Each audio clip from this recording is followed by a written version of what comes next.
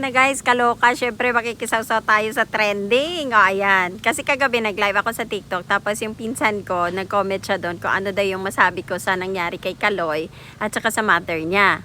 At saka nitong umaga, may nabasa ako doon sa comment na sabi, bordang ina, ganyan ka rin ba sa mga anak mo? Kasi mga vlogger na yung mga anak mo, kumikita na, leche ka. Unang-una sa lahat, sasabihin ko sa inyo guys, I have my own source of income. Hindi ako nakadepende sa mga anak ko. Yung finances nila, kinikita nila ay hindi ko alam. Yung mga anak ko na lang nagbibida sa akin na ma, ito yung kinita ko, ma, ganito, ganyan. Or kaya minsan pagka may sobra-sobra silang pera, yan si Batang, aabutan ako niyan. O ma, ito para sa'yo, pandagdag dyan, budget sa bahay. Si Bombom ganon din. O ma, ito. Pero, yung tipo na ako yung magde-demand sa mga anak ko kasi kumikita sila, hello, hindi ko ginagawa yon. At kahit itanong yan sa mga anak ko, may sarili akong akin.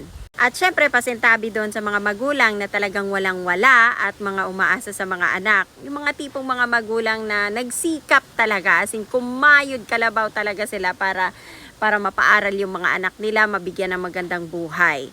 So, pasintabi sa kanila ha.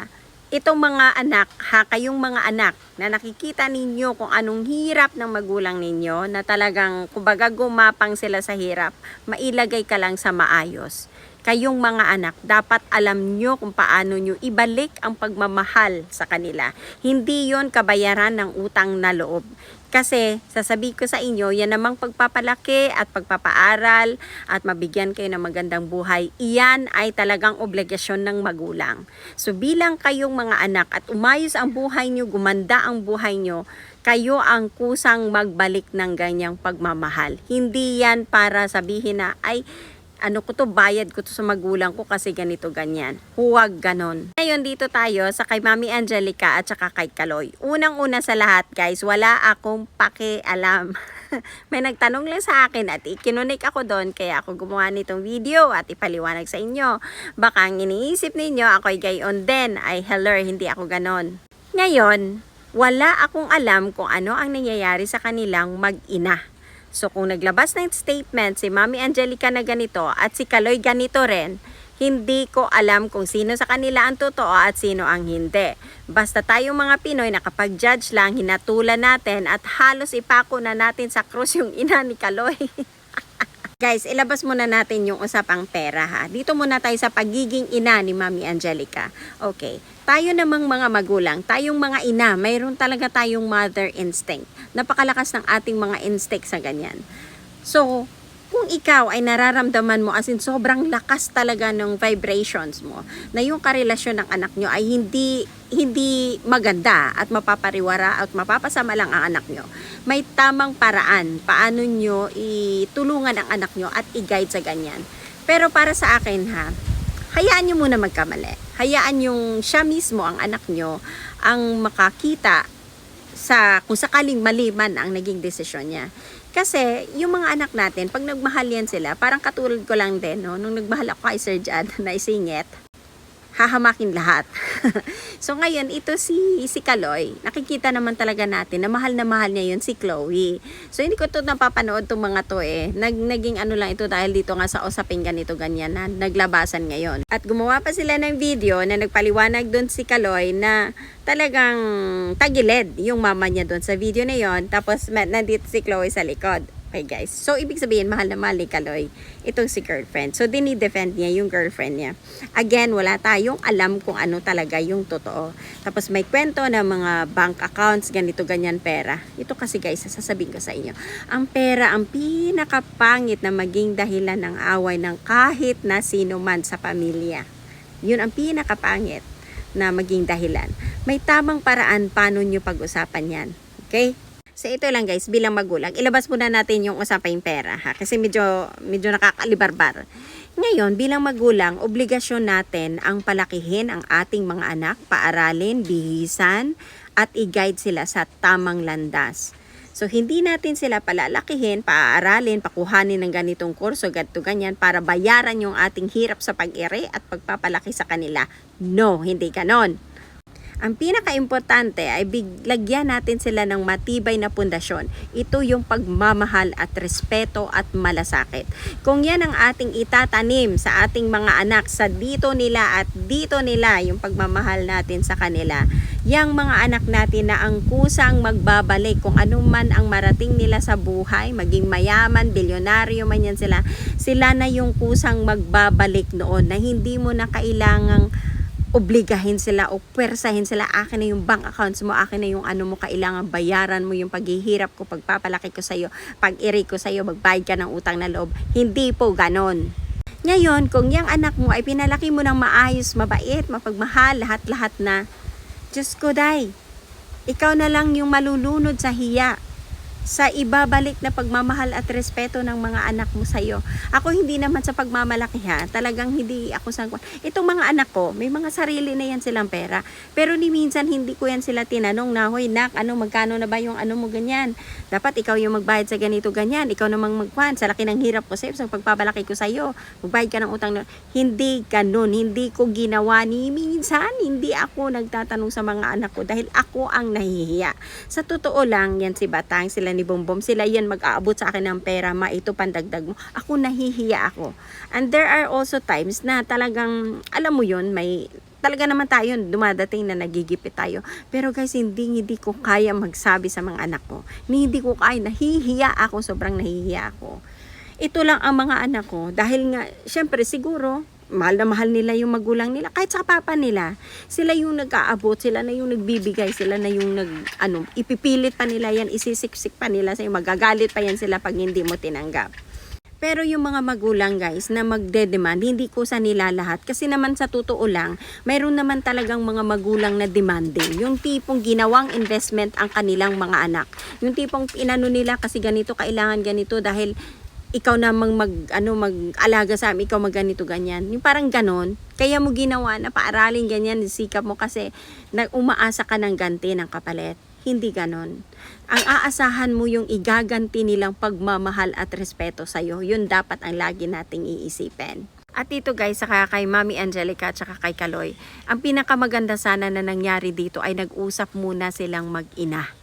Yung hindi muna nila inilabas sa public. Anyway, kasi naumpisahan na kasi sa ganun Kaya ang daming tao na ang nag-judge sa kanila. Sobrang dami ng taong halos ipako na sa cross yung ina ni Kaloy. Tapos meron din doon pabor sa kay Kaloy, may pabor sa ina. Ganito kasi tayong mga Pinoy tayo nagbabase lang ng judgment natin sa mga videos na nakita natin, sa mga naririnig natin na wala naman talaga tayong alam kung ano yung punot dulo, bakit nangyari yung mga ganon. Kaya kailangan iwasan na. Pwede tayo magbigay ng opinion, pero yung halos ipako na natin sa cross yung isang tao dahil alangan siya, dihado siya sa kwentong ganito. Wag naman sana ganon. Kasi kahit papano, para sa akin, naging mabuting ina naman siguro yun siguro may mga issue sila sa mga bank na yan, pera-pera na ganyan. Pero hindi pa rin natin talaga alam kung ano yung dahilan. At dito din ang masasabi ko sa at sana para dito kay Chloe, sana maging maging tulay siya para mapag-ayos itong mag-ina at hindi na lumawak pa kung ano man yung alitan nila or tampuhan nila o samaan ng loob. Sana maging maayos sila. Kasi guys, ang ganda na sobrang ganda na, 2 ginto ang inuwi niya. Tapos kaakibat ng success niya itong isyong ito. At ang pinakamasakit dito pa sa kanila, sa ina niya, sa kanilang dalawa. Sa kanilang dalawa at saka sa girlfriend niya. 'Di ba? Sobrang sakit noon. Kasi ako for sure naman siguro, baka mapag-usapan nila to. Kaya lang pumutok na siya publicly at ang dami ng paninira kung ano-ano ng mga sinasabi. So, bawat isa sa kanila ay nag-try i-defend yung kanilang mga sarili. So, yun lang, hindi natin alam talaga. At isa pang pahabol sa mga anak. Kasi ako talaga, personal, may mga kilala akong mga anak na talaga mga walang hiya naman talaga nga. Yung mga iginapang ng magulang.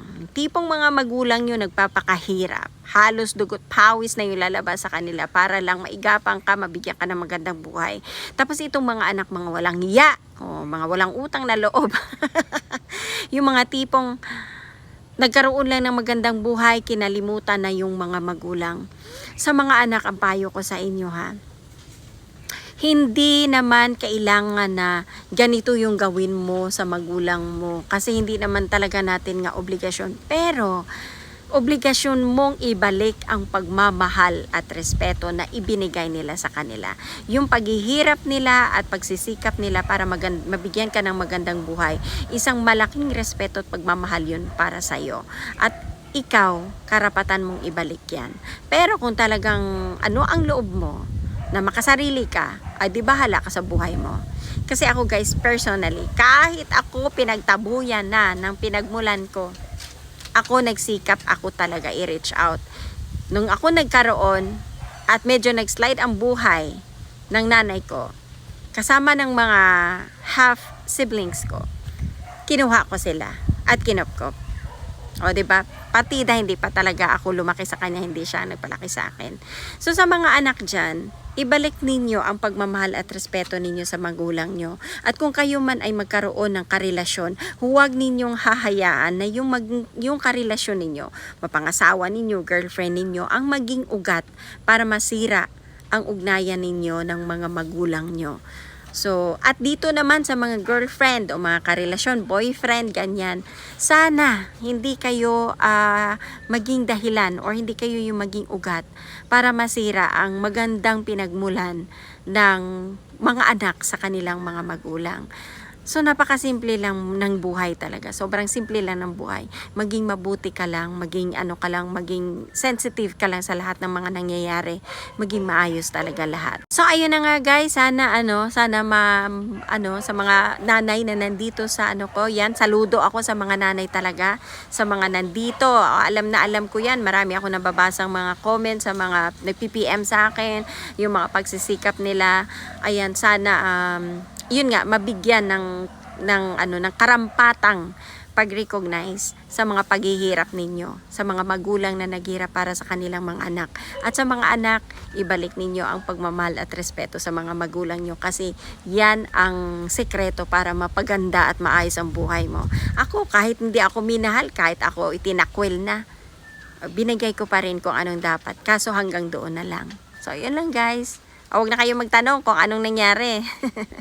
Ayan lang, I love you, bye.